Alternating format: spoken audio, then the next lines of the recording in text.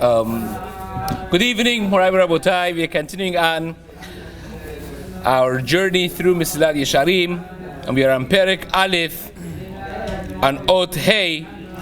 We mentioned last shiur that the world that we live in, Olam Hazeh versus Olam Haba, is like prosdor lifnet traklin, like the Mishnah says in Pirkei Avot. It's like a hallway towards a destination of what we say in our example, a traklin, the wedding hall.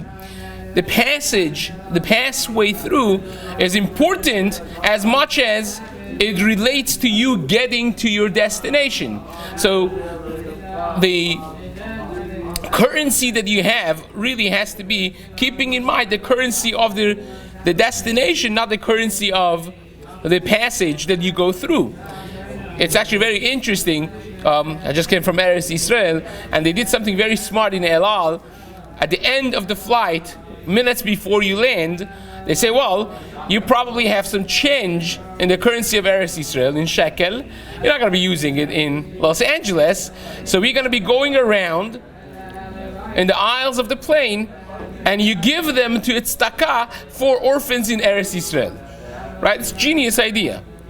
Imagine if you're never going to back, you were a tourist, you're never going to back in any foreseeable future to Eretz Yisrael, and you don't have exchange in Los Angeles.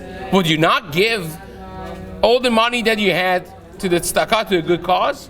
Of course you would, because you're not going to have any use for it. You can't exchange it. You're not going back there. It's absolutely worthless. Now imagine in that mashal, for a person that is taking a journey to Olam Haba, and you can't use this world's currency over there. You're not coming back here, hopefully, right? So what's it worth when you have amassed cars, houses, money, fame, what you call power, things that people run after in this world is worthless over there. It's worthless. So therefore, when you amass things, when you go about your life, and this is the midrash that says, in an example for this, a man that was poor, and they told him there is over 7 seas. You go and you find a city that diamonds are on the ground. You literally could just bend and pick up diamonds. And he takes all of his life saving, and he goes there. After months and months and months, he gets there, and what do you know? Lo and behold, it's absolutely true what they said. The diamonds all over the place, like precious stones, and he jumps, he runs, he starts stuffing his pockets. It is this, and people look at him as if he's a moron. So what are you doing? He says, diamonds. Diamonds is nothing. Here it's potatoes. Potatoes is what matters. If you have potatoes, you're rich. Diamonds is nothing. He says, really? He says, yeah, really. And the guy switches, he starts like planting potatoes and growing potatoes and potatoes and potatoes and working more, paying with potatoes to buy land. Diamonds buy nothing. And he comes back with 5 shiploads of potatoes. Whereupon all the way on the way, they all rot away. And he goes there, his family are waiting for him. So what did he bring? He says, potatoes. Potatoes? There's nothing. And that's exactly what we do. We laugh at it, but that's what we do. The neshama is sent over here, says you could get mitzvot over here. Only here you could get mitzvot. There's no mitzvot in Olam Haba. There's no mitzvot in Olam Haba. You can only gain them over here. So the neshama is sent here, but the neshama is attached to the goof, as we're going to see in a moment. The worldly activities forget from the goof. The people here says, mitzvot, what mitzvot? Cars, houses, name, fame, power, potatoes. But when the neshama goes back there, like this man is start banging on his head, and he still, Baruch Hashem, had a few stuck away from the first day in his pockets, and became a millionaire with the little diamonds that he had. But can you imagine what a person would do when you have the right currency in mind? You know what actually matters. what actually matters. If a person realizes I'm created in this world, again, it's a matter of believing. Unfortunately, it's just difficult things to say, but I think most of us don't really believe it. We grow up with it. We say we believe it, but there is belief and there is belief. There's yedi'ah and there is v'hashevota levavecha. There's v'yadata, knowing in knowledge up here, but then there is trickling down to our senses. V'hashevota levavecha, bringing it back to your heart. To make it a reality that this is true. If you really believe that Hashem created the world, we are His creatures, His people, He's given the Torah, and at some point you die, and all that matters is the mitzvot you did. If you believe all of those things, you're not going to be wasting any time with currencies that are the currencies of this world. Nothing. Anything that is to gain currency of Olam Haba, you will do. Anything that's not a step forward towards that, why would you do? So that's what we learned we ended last shiur. David HaMelech would say, Achat sha'alti met Hashem, ota avakesh. One thing, I ask one thing. You know what the kings do? You know what rich people do? Kings have a different level of, understanding of Gashmiut for them. But David HaMelech says, I only want one thing. Shivti bevet Hashem kol yemei hayai lachzot benoam Hashem ulbaker becha. That's the only thing I seek in my life. That's a man with currency, with clear mindset. Adabera, he says in a different pasuk, be'edotecha neged melachim velo evosh. The Gemara says, when the kings, the Gemara says this, more expenses, when the kings get together, what do they talk about? Achashverosh, what was he talking about? Whose women are nicer? Who has more money? That's what they talk about. David HaMelech says, when I get together with the other kings, I'm not afraid. I don't follow their conversation. I talk about the Torah in front of the other kings, goyim, not from Jews, because that's my currency.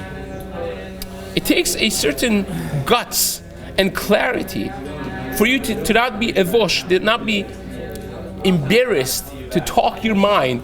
If you have clear values in life, you won't be scared of other people to talk your mind openly of what your values are in life. You're not going to follow the peer pressure of what they think is values in life. Adabera be'edotecha, David HaMelech says, I speak about your mitzvot in front of neged melachim velo evosh. I'm not ashamed. I'm not ashamed. Because that's my currency in life. A person has to have a currency in life. Set up what's your currency. And whatever that is, carry it with pride. And it says, the last line of the paragraph that we finished, Ki rak zehu atov, that's the only thing that's good. V'chol zulat zeh she'achshavu b'nei adam letov eno ela hevel v'shavnit. Anything else that people value in the world is hevel. It's nothing. Like Shlomo HaMelech says, Shlomo HaMelech, if you want to see what people value, you go, if a rich person says somebody is rich, that person is really rich, right? When you want titles, you go after the rich people. You want to know what Elon Musk values in life, what Bill Gates and Warren Buffett's and the big top names, what they value in life, you care about. Shlomo HaMelech, L'Havdil, was the greatest man alive, right? It was the single greatest man. The pasuk says, no one would ever be like Shlomo HaMelech again. Hashem gave him the chokhmah that no one had before, and no one will have afterwards, right? It's tremendous what Shlomo HaMelech had. And yet, Shlomo HaMelech wrote an entire book called Kohelet, negating all of the things that people value in this life. And he starts his book, Havel Avalim Amar Kohelet, Havel Avalim Akol Havel. He says it 5 times, each one of them corresponding to an element in this world. And throughout the book he says, I tried this, Havel, I tried that, have everything that you want to try at some point in your life, I've done it already. And I'm telling you it's heaven. The only thing that matters, the last pasuk of Kohelet, is what we say by Birkat Hamazon. Sof davar hakol nishma, et ha'elohim yira ve'et mitzvotav shemor ki ze kol ha'adam. It says, I tell you what the whole person's life is encapsulated in this one thing. Et ha'elohim yira ve'et mitzvotav shemor. Ki ze kol ha'adam. That's the only thing that matters. At the end of life, when you look back, when you're in your 60s and 70s and 80s, when it's all white and the physical powers are dissipating, the only thing that matters, et ha'elohim yira ve'et mitzvotav shemor, ki ze kol ha'adam. The rest of it, says the Mesillat Yesharim, hakol hevel v'shav nit'eh. It's a mistake. Now in the new paragraph in Ot Hey, he starts saying that this is only achievable with hard work. It's not going to come dropping from the ceiling on your lap. It's not going to happen. In order to acquire this good that we spoke about, that you could only acquire in this world, you have to work hard. You have to first work hard. It's not going to be coming free. It's not coming to come even easy. You have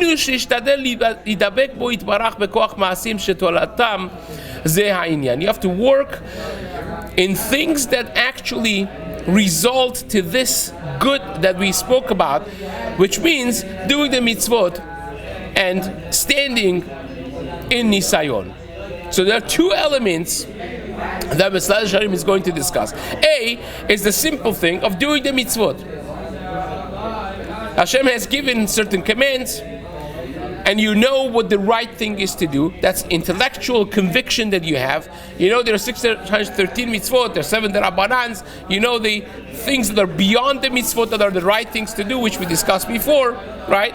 Hatova, Yashar, the midat chasidut, the extra mile. Now, to do them is the work. But it doesn't end with that. It says the Mesillat Yesharim, "Vehine samo HaKadosh Baruch Hu la'adam b'makom sherabim hu ha'marchikim oto mimenu yitbarach." You are trying to get attached to Hashem through the mitzvot, but Hashem has put you in a world that the world itself is like swimming against the current. You have the Escalade coming down, and you're having to go up. It's a ladder that's not steady. It's an Escalade that's coming down, and you have to run up against it. If you stand for a moment, it's going to be down. Says the Mesillat Yesharim, what are they? The desires of the physical gashmiut, of the physical world. If you just leave yourself to your nature, you're going to be drawn after them. And if you're drawn after them, you're going to be drawn and drifted far and farther from the real good that Hashem has put as potential, as achievable goods in this world for a person. And turns out, says the Mesillat Yesharim, that you are in a war. It's not that you're sitting there in a time of peace, and whenever you have time, you're sipping your thing, crossing your leg, and then when you have time, you do good. No. If you don't climb up, the world brings you down automatically. This is the nature of the world. You're created, like the pasuk says, "Ayir pere ha'adam yivaled." A person is created like a wild mule. The nature of a person is not a spiritual thing. You have it inside as a potential, but you don't work on it, it pulls you down. That's the nature of the world. You have all of the things that the Freudian mindset believes in is real, is there. And it pulls you down, it drives you towards certain activities and certain mindsets that are not aligned with what gives you olam haba, the currency of the world to come. So he gives examples. Ki kol ha'inyanei ha'olam ben letov ben lera, all of the matters of this world, all of them, both the good ones and the bad ones, hinehem nisyonot la'adam, they are tests for a person. Now we don't think of life like that. When something unusual happens, we say, oh, this is a nisayon. What a nisayon. Says the Mr. Hashem, no. Every single thing that you experience in your life is a nisayon. Every moment of it. How so? Ha'oni mitzad echad ve'ha'osher mitzad acher. If a person is rich, is one nisayon.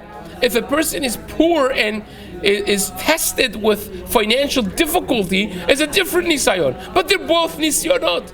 You know what Shlomo HaMelech asks for? I believe he brings it. Yes, he does. Kinyan Sha'amar Shlomo, in Mishlei, towards the end of Mishlei, in Perek Lamed, Shlomo HaMelech says, Hashem, he doesn't bring the whole pasuk over here, I'll quote the whole pasuk. It says, Hashem, please, Osher v'rash al titen li. Don't make me rich, don't make me poor. Why? Because Penesba, if you make me rich, I'm worried. Penesba v'kichashti v'amarti mi Hashem. I'm going to be satiated and I'm going to deny and say, who's God? I did it myself. My friends didn't make it. I knew when to invest and what to buy and what to stay away from. And look what I did. You may not say it because you're smart, but you think it. You think that you're good. Last week's parasha. My power. Now it doesn't mean just my bulging muscles. It means my brain's muscles. I did it. How many of us don't think like that? How many of us, we look at our home and say, oh, Hashem gave me this. We look at our wives and say, Hashem gave me this. We look at our children, our health, our blessings and say, oh, HaKadosh Baruch Hu, like Yaakov Avinu said, I'm small, I feel like nothing in front of all the good that you did to me. How many people think of life like that? Or like Navi Malachi says, how do I even start talking in front of you? You've given me so much. We don't think like that. We say, I've done everything. The theme of the entire theme of Parashat Ekev is this one thing. Don't think like this. Don't think berishat hagoyim, besitkati or berishat hagoyim. It's not even a combination. Lo besitkatcha is not for you. HaKadosh Baruch Hu remembers the promise to the Avot, and because of His chesed to you. That's it. But we don't think like that. We are good. That's a nisayon. Hashem gives you brains. That's osher. That's wealth. The greatest wealth in this world is a sharp mind. Kabet Hashem mehoncha. Hashem has given you hon, wealth. Respect Hashem from the hon He's given you. Like the pasuk says, Ki mimecha kol umiyadecha natanu lach. Hashem, everything is from you. We're giving you from your own hand. Miyadecha natanu lach. Hashem, I'm giving you back from your own hand. I'm taking from your right pocket, putting in your left pocket. When I have a nice voice and I sing to HaKadosh Baruch Hu, it's not mine. It's HaKadosh Baruch Hu's. When I have a good mind and I could talk to people, help them, give them proper etzah in business, or in life, or in Torah. When I have a wealth of knowledge, a wealth of money, a wealth of personality, how about that? Many people are socially awkward. They don't have it. They're wired differently. They don't get social clues and the complexities of social interactions. And if you do, if you're sharp, that's a wealth HaKadosh Baruch Hu has given you. Do you attribute it to Him? When you have an IQ of over 200, do you attribute that to HaKadosh Baruch Hu? That's a nisayon. We don't think about it like that. We think the poor guy is. You know what actually Shlomo HaMelech asks for first? The smartest man? Which one is a bigger nisayon? Wealth or oni, or being poor? I would beg to differ with those of you who think oni is a bigger nisayon, because Shlomo HaMelech asks for that first. Hashem, don't make me rich. And don't make me poor also. But first, don't make me rich, because that's a bigger. Look at the consequences. He says, if you make me rich, penesba v'kichashti v'amarti mi Hashem. It brings you to denial of God. But for oni, for being poor, it says, okay, penny varesh, if I become poor, vegazalti, I'm going to come to cut corners, steal. And stealing doesn't mean putting your hand in someone's pocket. Stealing means cutting corners. Whether it's on taxes, whether it's on this, and borrowing money, not giving it on time, all those kinds of things. But first and foremost, it says, don't make me rich, because you know what a big nisayon that is? When it gets through your head, and you start thinking you're a big shot. Well, you may be a big shot, but who made you a big shot? Right? You know, Rabbi Yaakov Joseph, he was the only chief rabbi of New York in America. The only time that we had a chief rabbi was him. So one of the youngest students of Rabbi Yisrael Salanter. He was a genius, a natural genius of a man. He knew thousands of books by heart. Thousands. He would stand without a paper, without preparation, and speak for 4 hours on Shabbat Shuvah Drasha. He was a genius. Photographic memory, fantastic orator. And one Shabbat Shuvah, it's very much time appropriate, he stands there in front of hundreds, if not thousands of people that will gather yearly to hear his fantastic insights, his natural flowing genius. And he had lost all of his memory, blank. He stands up there in front of all this audience, and it says the Gemara Zokt. Gemara says blank. He can't bring one word to his mind.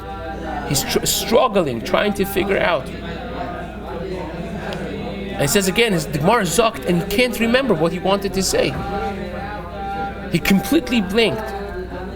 He tries for a few minutes. It's a very uncomfortable few minutes.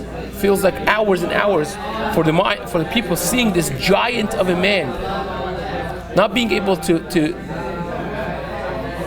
pull one sentence out. And he excuses himself at the end, walks down. And someone that was in the audience said this was the most powerful Teshuvah Drasha ever. Because you think Hashem could take your money away, that we see all the time. Could take your house away, could take this family, chas v'shalom, health. One thing that you think HaKadosh Baruch Hu, it's yours, it's your mind. Nobody could take that away.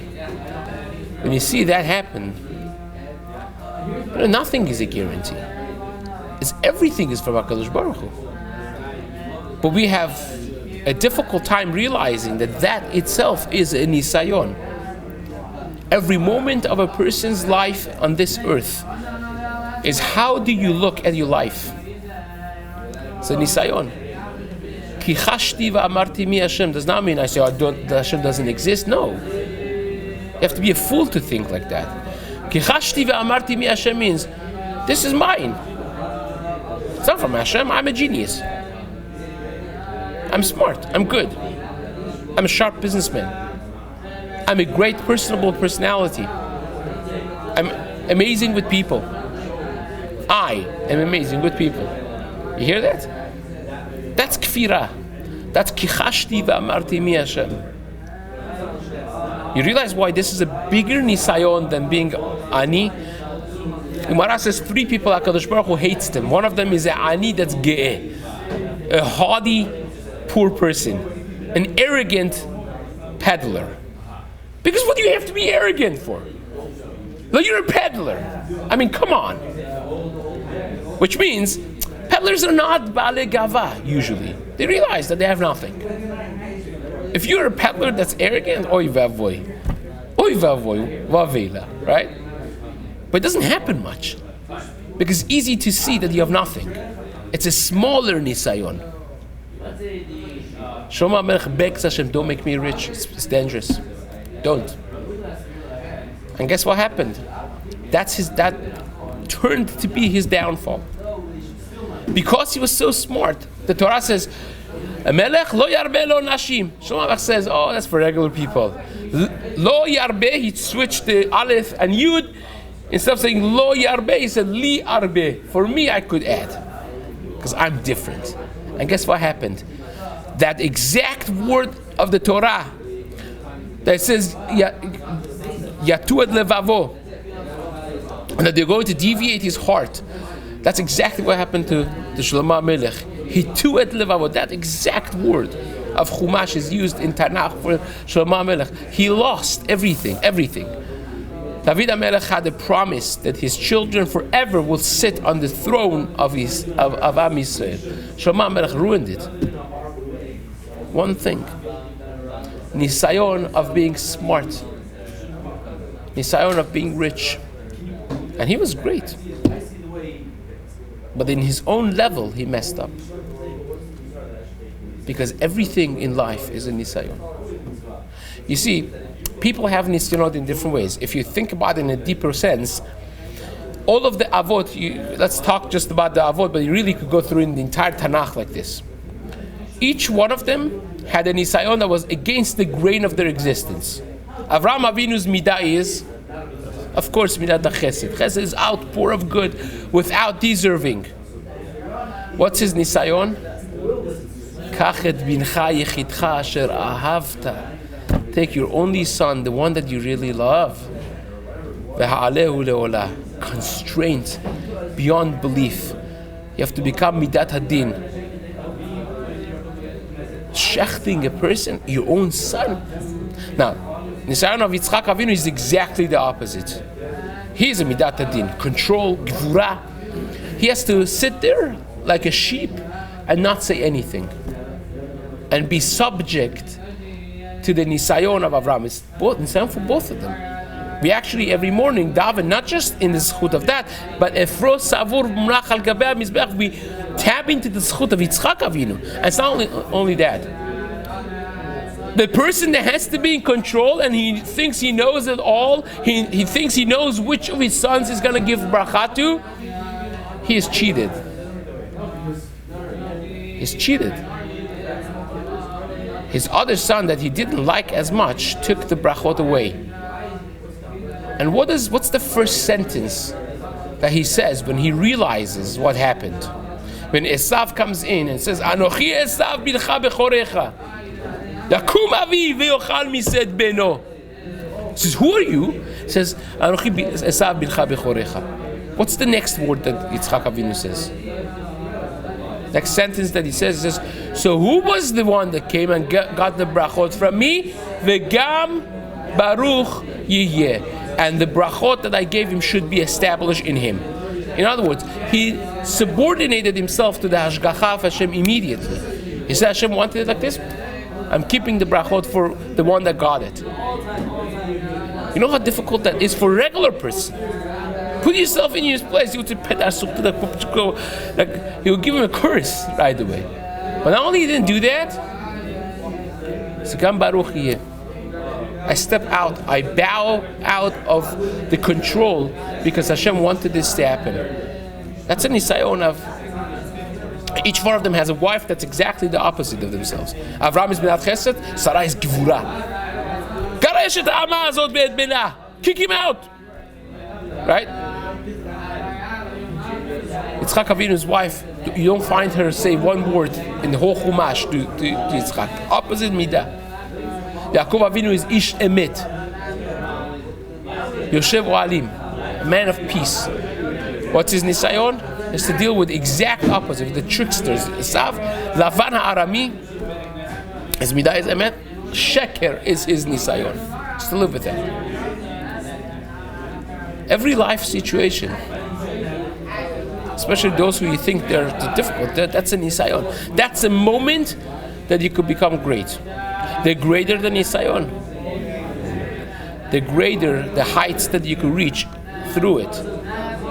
You know, they say in the name of the Baal Shem Tov, that Yetzer Hara is a tremendous investor.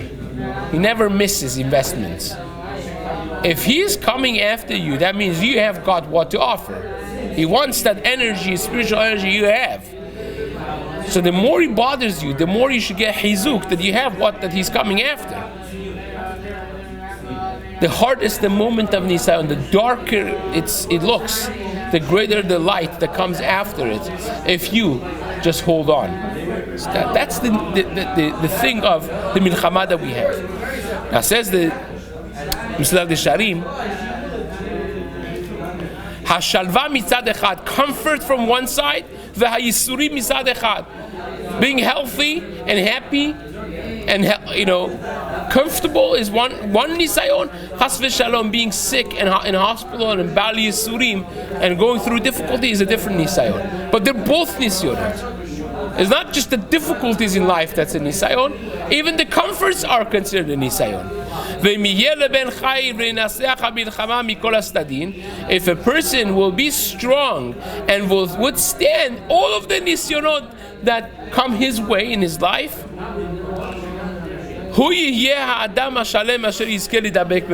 he will be the complete, the perfect man, which would be attached to his creator, to HaKadosh Baruch. So he said two things. A, it's important to keep the mitzvot. That's the stuff that gives olam haba. That's the currency that you want to take with yourself. But it doesn't come easy, because Hashem has put you in the world that you sneeze and you lost something. You snooze and you lose. If you stay steady put, you go down, because it's escalate on the way down. Malachei Elohim olin veyordim bo. The Hasidic masters say the ladder that Yaakov Avinu saw in his initial dream sums up the world and the purpose of a person. It's a ladder that stands on earth, but the end of it goes to heavens. What's the sulam? Sulam is the same gematria as mammon, right? Money, the physical things of the world. It encompasses the worldly activities, and the malachei Elokim al orim veyordim. None of the people on the ladder are steady. You're either going up. If you're not going up, you're going down. Your purpose is to get from this world, mutzav arsa, to go to Roshom Magia Shamayim, to go to heaven. And you're either going up. If you're not going up, you're going down. Because everything in life is a nisayon. And nisayon, what's the shorish of nisayon is nes. Nes is to, like a flag, to hold up. Because when you go through nisayon, you'll be elevated. When you pass a test, you'll be elevated. Says the Yesharim, you gain perfection by withstanding nisyonot. When a person steps up to the plate, the greater the nisayon. If you are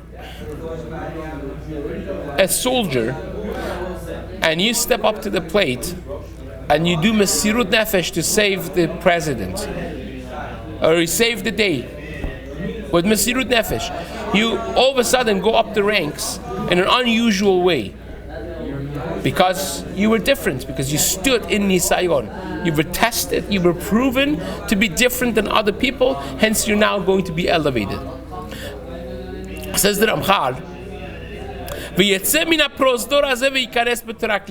then you will be out of this hallway and you'll enter the traklin, you'll enter the wedding, the actual hall.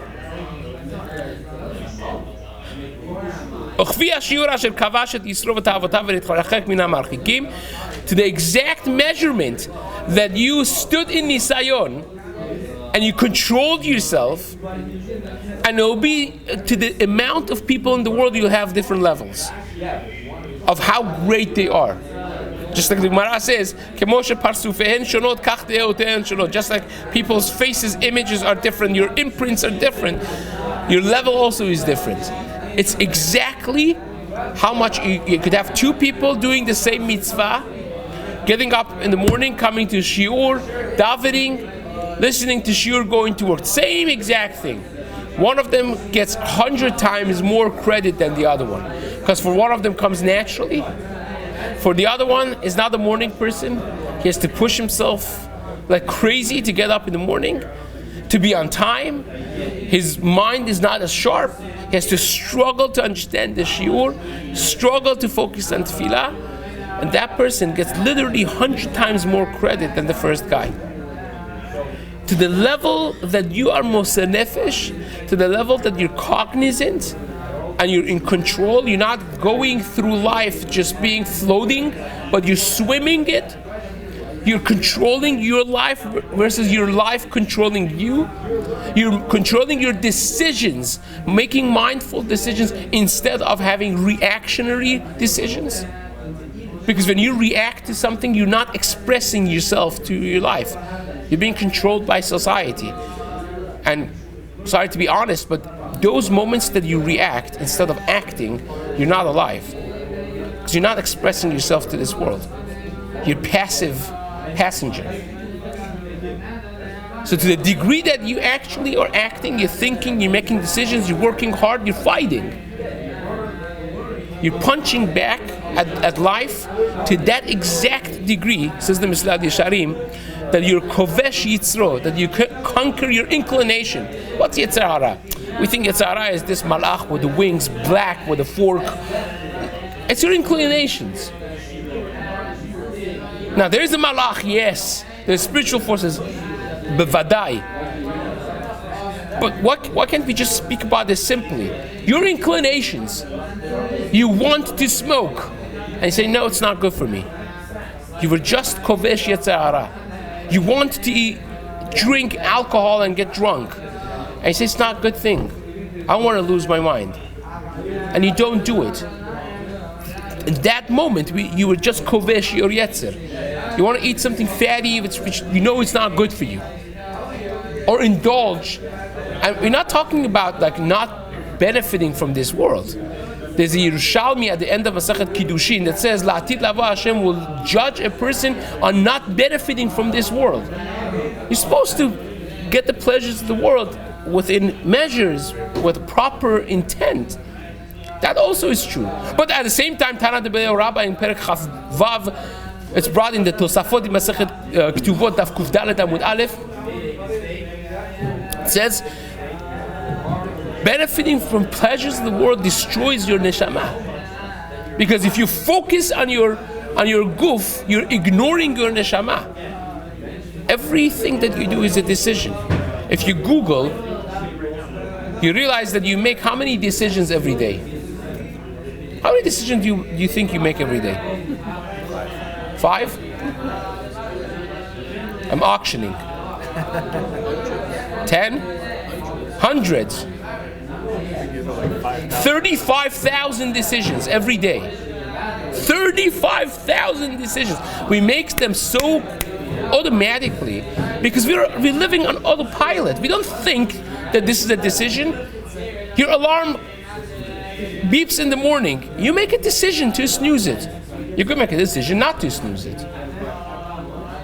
How fast you jump, you get ready. It's a mindset in everything that you're doing in your life. But are you doing it cognizantly? That's a war. Do you want to put yourself on autopilot? That's not a war. It's not a nisayon anymore. You opted out. You know when they train SEALs, Navy SEALs, the first 6 months, they brutally work to make you opt out. They want to weed out all of the weak of mind and body. And if I tell you what they do, you will go out of your minds. It's brutal. Brutal is not the word even. It's inhumane what they do to people. And there is a bell in the middle there. All you have to do to save yourself from the inhumane things that they do to people is go walk to that and just ring the bell. And you don't have to do any of those things. But the nisayon in life is do not dare ringing that bell. You have to fight. If you want to be great, you have to fight. And what's fight? Every one of those 35,000 decisions that you make is a fight. The more of those you could make mindfully instead of just reactionary or on autopilot, the more credit you gain. When you're on autopilot, how much, even if you're doing a mitzvah of tefillin and tefillah, if it's on autopilot, how much credit do you think you get after all? You're doing good things, But a person that does it on autopilot versus a person that makes a decision consciously, I am going to daven to HaKadosh Baruch Hu and connect to Him. They're light years apart from each other. Light years apart. It's not just more of the same. It's exponentially different. A different plane of existence. And that is the nisayon of a person's life. If you're a human being, what differentiates us from the animals is we do things mindfully. We eat and animals eat.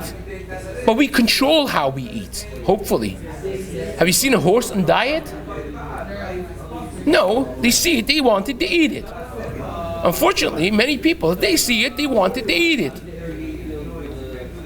That's not life. Excuse the language, that's an animal life. You want to be an animal? Or you want to be a human being? To the degree that you act and not react, you're a human being. And that's Omed Ben Isayon. That's all it is. It's not like some heroic action. It could be as simple as making a simple decision, mindfully. I am standing to daven in front of HaKadosh Baruch Hu. I'm putting on tefillin. I'm not wasting my time right now. In the middle of my learning, I'm not stopping. I'm not answering that phone because I'm with my family. Not doing it. I don't care who's calling. Restrain. Restrain. That means something. You know, Ben Brafman, many of you know him. The way he became as a top lawyer, he became very famous. The way he became famous, well, one part of it is because he represented one of the stars, known as Puff Daddy, right? I think it was. And he was his client. He had told him, on Shabbat, I don't pick up the phone. If you have emergency, you fax. I can read your fax, I can see your fax, my fax is on. Don't call me because I'm not going to pick up. On Shabbat, he gets a call from him on his cell phone. It's Puff Daddy. He says, I told him, don't call me. Hangs up, calls again. Calls a third time, a fourth time. You're sitting in the middle of Seudat Shabbat. And this is your career. Your career depends on this one case. It's a make it or break it. You don't want to upset this guy. You don't want to upset him. You know how hard that is? He called him 20 times. 20 times. Must be an emergency. It's a D'Rabbanan after all. I could pick it up b'shinui maybe. He didn't pick up. So I told him, it's conflicted, it's very difficult. Calls him right away at Motzei Shabbat. Says, what's with you? He says, you're so upset with him. He said, you made me lose $20,000 today. He's like, how, what? He said, I was telling my friend, one of the fellow stars, I was telling about you, my lawyer, that you're a religious Jew, you don't pick up phone on Shabbat. I said, you call, he'll pick up. You're a client of a lifetime. Of course he's going to pick up. He says, not going to pick up. And we made a bet of $20,000. He made me lose $20,000. How beautiful is that? That's a big nisayon. But it doesn't have to be that big. If you think that you should not be picking up your phone in the middle of a shul when you're davening, you shouldn't be looking at your alerts and messages, or you shouldn't have the phone on you when you enter the shul. It's a struggle I have. Just being very honest with you. Why are you bringing the thing in? Every time that you put it in the locker, the phone locker over here, you just won a nisayon. It could be as small as that. Every time you don't bring it to your family table, you won a nisayon. Every time you don't look at something you're not supposed to be looking at, you won a nisayon. Every time you don't eat something that you're not supposed to be eating because it's not healthy. Forget about halachically questionable. You want a nisayon. The entire day of a person, from the very morning to the very night, is nisayon after nisayon after nisayon, test after test after test after test. If you withstand them, you're scoring on every single one of them. On every single one of them. The Peddler writes this in such a beautiful way. He says, look, you tie your shoes and you think to yourself, I'm tying my shoes to go to shul to daven. The tying of the shoes is a mitzvah. The Rambam writes, and Rabbeinu Bachai writes the same thing. Chavot HaLevavot writes the same thing. He says, the actions of a person are three categories. There is the category of mitzvah, positive deeds. There's the category of avera, the negative deeds. And then there's the neutral. The neutral ones, you eat, you sleep, you do stuff, But then both of them say, that's only on a surface level. But if you analyze it, there is no third category. Because all of those neutral things, they're either a mitzvah or an avera, depending on your mindset. If you go to sleep and say, I want to have energy to serve Hashem, and you mean it, it's genuine. Every minute that you're sleeping is a mitzvah. You tie your shoes to go to shul, and you have in mind, I'm doing something. Says the Peddler Rabbi Eliezer Papa of Turkey, he says, Hayesh chech matok mizeh. Is there anything sweeter than this? That you're tying your shoes and you get mitzvah for it? But according to what we're saying, it's pashut, it's simple. Yes, because that's a decision that you just made. As small as it may be, but it's a decision you just made. And when you make a decision, you're either going up or you're going down. And that's what the Mesillat Yesharim says. It's the mitzvot that you do, the stuff that gets you olam haba is the mitzvot. But Hashem has put you in a situation that's milchama panim ve'achor. Back and forth is milchama. Every move you do is a war. It's a decision that you're making. You may want to think that you're not making a decision, but you are. Even making a decision not to make a decision is a decision. And that's the worst one. If you opt out of life, that's the worst decision a human being could make, because you just equated yourself with an animal. Who wants to do that? Yes, it's stressful to think that you're making 35,000 decisions a day. It's pretty stressful. But that's what makes us human beings. Motar ha'adam min ha'behema ayin, the pasuk says. Levat ha'neshama te'ora.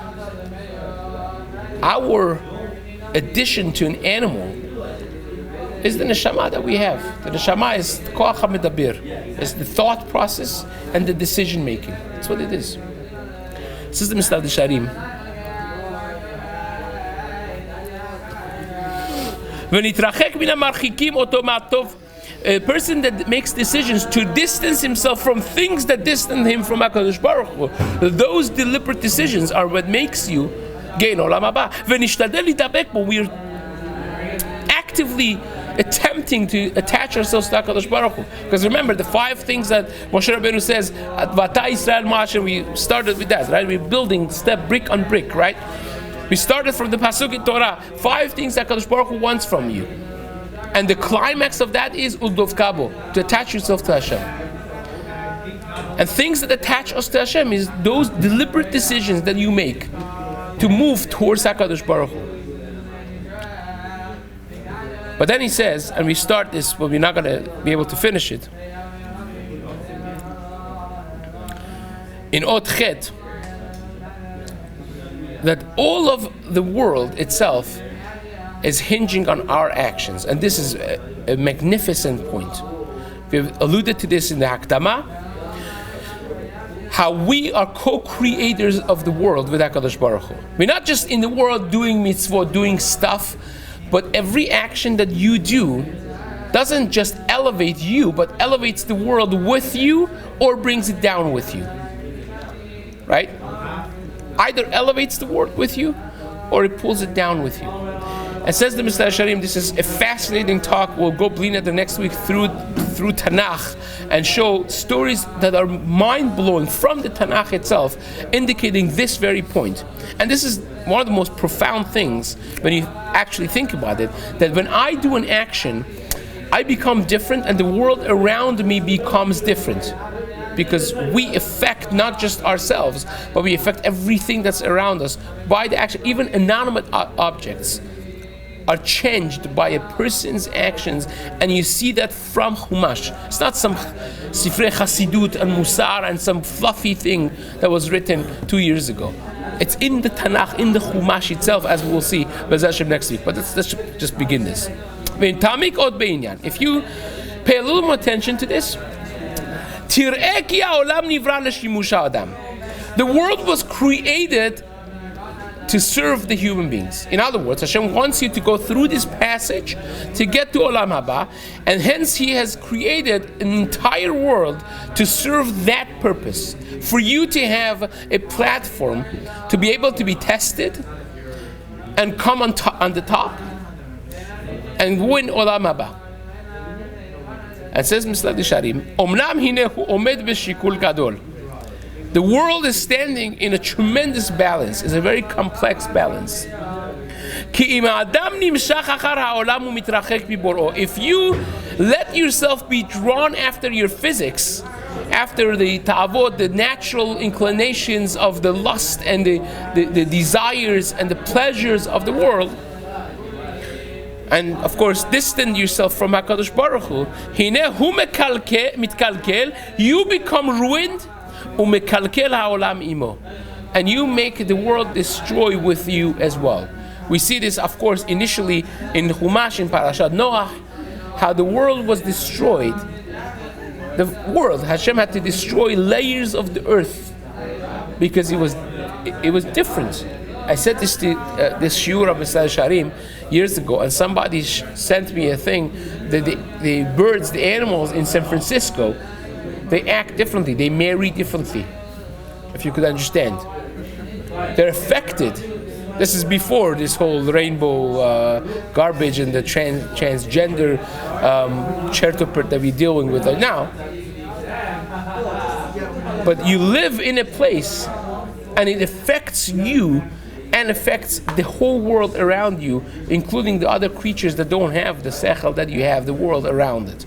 And Rashi says this. Rashi says the earth had to be layers off, destroyed and reconstructed because of the sin of the people in Dora Mabul. Now you think that's not obvious. Next week we'll have something that is so obvious that there's no two ways about it. And it's one of the most profound examples of Tanakh that we will ever have in our discussions of Mesillat Yesharim. But that's exactly what happens. And if you control yourself and you win and you come on the top, when you attach yourself to HaKadosh Baruch Hu, and you use the world and what HaKadosh Baruch Hu has created in it only for that purpose of attaching yourself, advancing the cause of Hashem and the cause of the Torah, only to help you to serve HaKadosh Baruch Hu. If you do that, you elevate yourself, and the entire universe gets elevated with you. Every action that you do, you elevate the entire universe with you. Because our actions, our neshama is like a nuclear power. And anything that you deal with nuclear power has nuclear reaction. When you do something, when you are co-creator of the world, controlling the greatest shefa, we spoke about this as the Maral writes this in Netivot Olam, in Netivot Torah, in the beginning, as the Ramchal writes this in Derech Hashem, Chelek Dalet, Perek Bet, that Hashem took the greatest spiritual energy force of the creation itself. Hashem recreates the world every moment. We explained this already before, how that works. Refer to the previous shiurim for that. And that is tied to our actions, to our decisions. Imagine if you're in the cockpit of the nuclear power of United States, nuclear reactors of United States, and there's these buttons there, right? And you push a button, start playing with the buttons, and the guy comes in yelling at you, says, this button that you pushed, you destroyed Russia. Amen, right? This button you pushed, you destroyed this, you destroyed that. It's just buttons. No, but this button is attached to the nuclear warhead. Every action we do is attached to a nuclear warhead. You could build and destroy things with simple actions, because everything that we do, because of the power and the kedusha of our neshama that's tied to us, which is those buttons, is attached to highest levels of effective things in the world, in the universe.